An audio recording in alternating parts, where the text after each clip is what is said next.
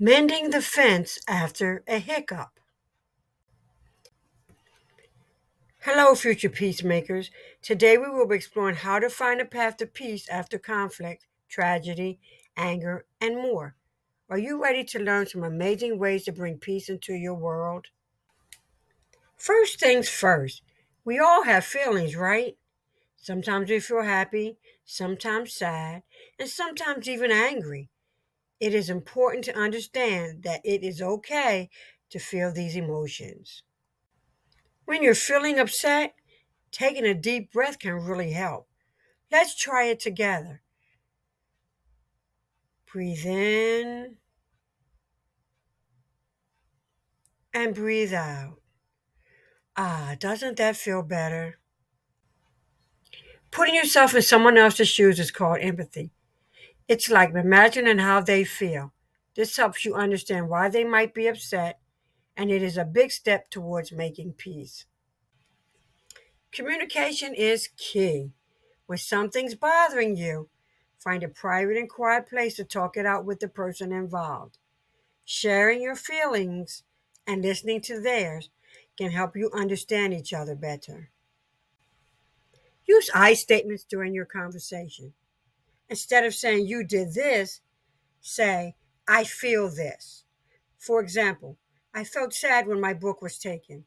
This way, you're sharing your feelings without blaming anyone.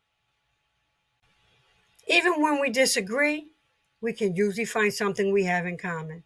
It could be a favorite game, a shared hobby, or a love for ice cream.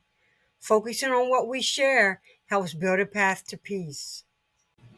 Create an environment where your friends feel safe to express themselves without fear or judgment.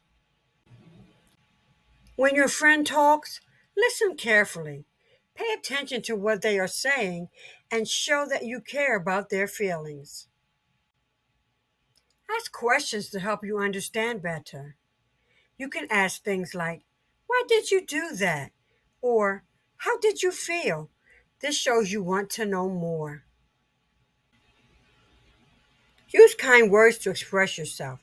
Saying things like please and thank you makes your conversation friendlier. Now, let's find solutions together. Brainstorm ideas that can make both of you happy.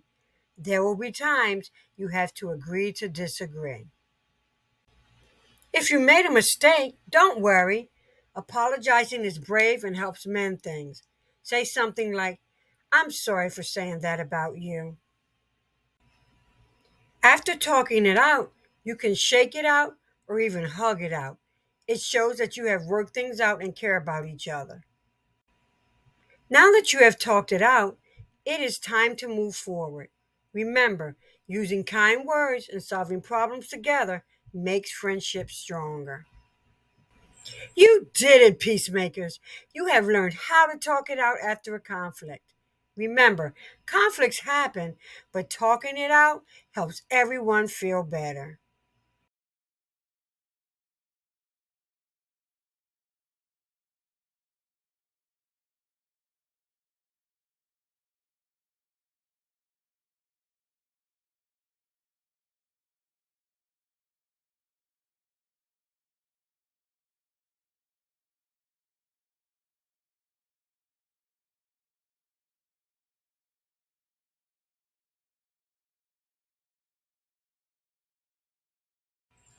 Learning how to resolve disagreements can help us mend fences and strengthen our relationships after a hiccup.